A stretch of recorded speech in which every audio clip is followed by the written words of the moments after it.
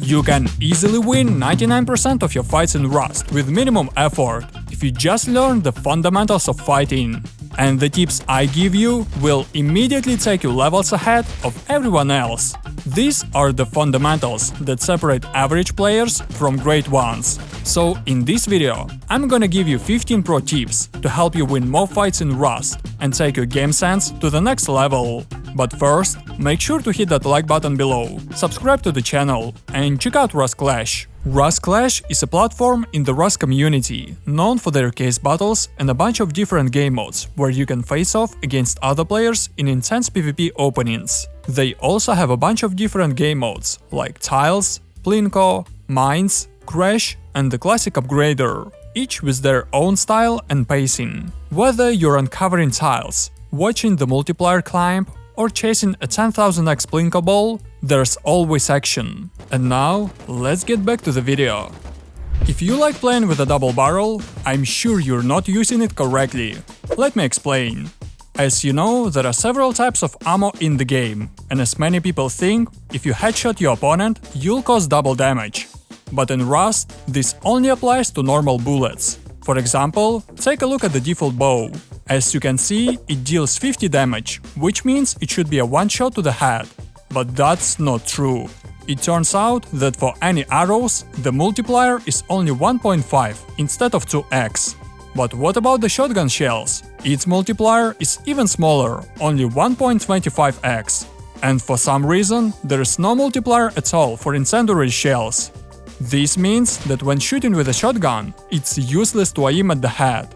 Instead, it's much more effective to shoot at the body, so you can hit as many pellets as possible.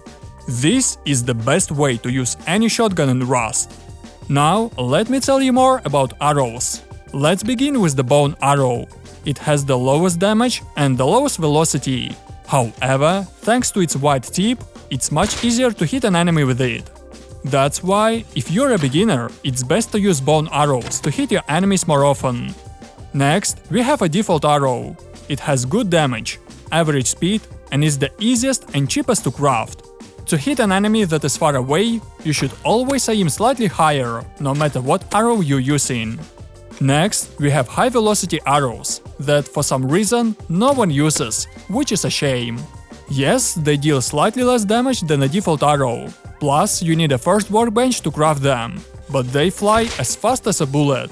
This means that if you combine a high-velocity arrow with a compound bow, you'll get a weapon that's basically a bolt-action rifle. You can take down any player in any clothing with just 2 hits to the body, which is even more damage than with a bolt rifle. And finally, we have fire arrows.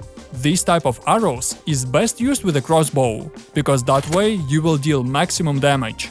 You can also use a simple keybind to get rid of the fire. This will allow you to see enemies much better and give you a huge advantage. What do you think is the best cover in Rust? Barricades? Trees? Rocks? Nah, it's a bear. You can hide inside the bear and you won't take any damage if someone shoots at you. This is the oldest and craziest exploit in the game that still works today. By the way, you can use this trick to catch someone off guard. It's pretty unlikely that anyone would expect another player to be inside the bear.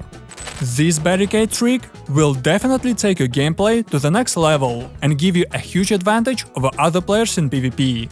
If you place a barricade next to a tree, rock or any building, you'll be able to shoot in the air while jumping. All you need to do is get as close as possible to a tree or rock and then try to jump onto it.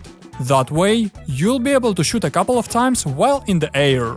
I guarantee that no player will expect this, so this simple trick will give you a huge advantage in fights. Never throw away the red jacket in Rust. I know, most players hate this jacket because of its bright red color. Also, anyone can see you from far away in any biome. However, this can be easily fixed if you buy this skin in the Steam marketplace. Now, if you repaint this jacket, you'll get a mini version of the hazmat suit, because in addition to excellent protection from the cold, bullets and melee weapons, you get 20% protection from radiation, and with 20% you can access almost all the monuments in the game. But if you add a bandana mask and gloves to this jacket, the radiation protection will increase to 26%. Now you can loot even tier 3 monuments like launch site or missile silo.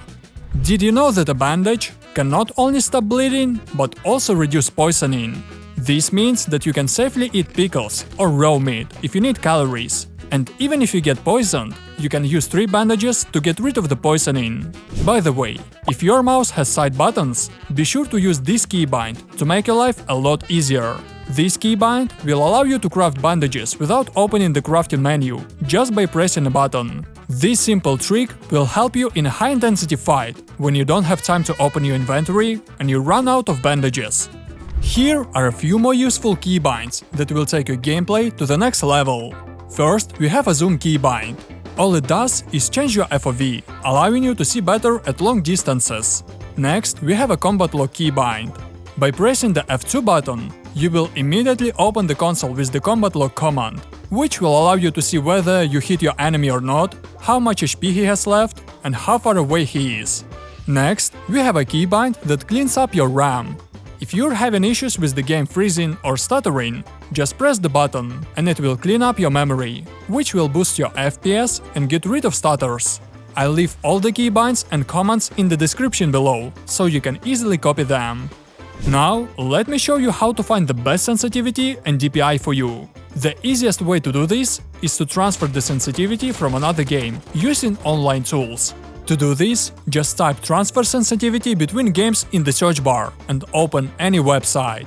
On the left, you need to select the game from which you want to transfer the sensitivity. For example, I will select CS2, and on the right, you need to select Rust. Next, just enter your values and get the same sensitivity in Rust. Of course, you'll need to test this in the game, because in my case, I had to tweak this value a little bit. But overall, it's a great way to quickly find the right sensitivity. If you want to improve your aim, recoil or flicking as fast as possible, it's best to practice on special servers. Here are all the servers where you can do this.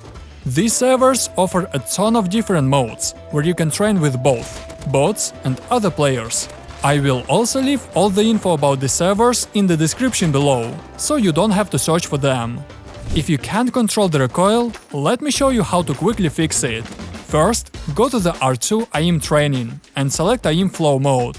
Next, select the weapon you want to train with and just shoot at the bots. The most important thing is not to press Ctrl, because then it will be much easier to control the recoil. Your task is to learn how to control recoil while standing, which will give you a huge advantage over other players. Just spend 20 minutes a day on this training, and you'll be amazed at how much your shooting improves in a week. But do you know what's even more important than recoil control? The accuracy on the first 5 bullets. If you hit the first few bullets in the head, you won't have to control the recoil and waste a bunch of ammo. So the next step is to learn how to shoot 5, maximum 10 bullets at one point.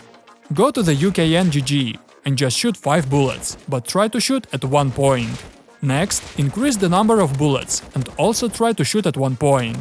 Over time, you will become faster and more accurate, so be patient. And the last aspect of good aim that will give you the biggest advantage is pre-aim and flicking. Now that you know how to shoot 10 bullets at one point and control recoil, you need to learn to always keep your sight at head level. Your task is to always try to hit your enemy in the head with the first few bullets. This will cause your enemy to panic much more and make more mistakes, which will give you precious time to finish him. If you combine all the shooting mechanics and master them, you will become unbeatable. But even if you're not confident in your aim, you can always compensate for it with your positioning. You should always change your position, move around, and shoot from different places to catch your enemy off guard. Never pick twice from the same spot, because any player will be waiting for that.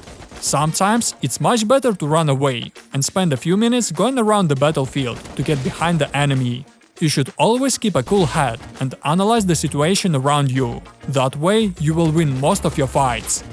And if you want to get even more advantage over other players in PvP, then in this video I'll show you how to get the highest FPS possible and best image quality in Rust on any PC or laptop, how to reduce input latency and fix your internet connection to get rid of high ping.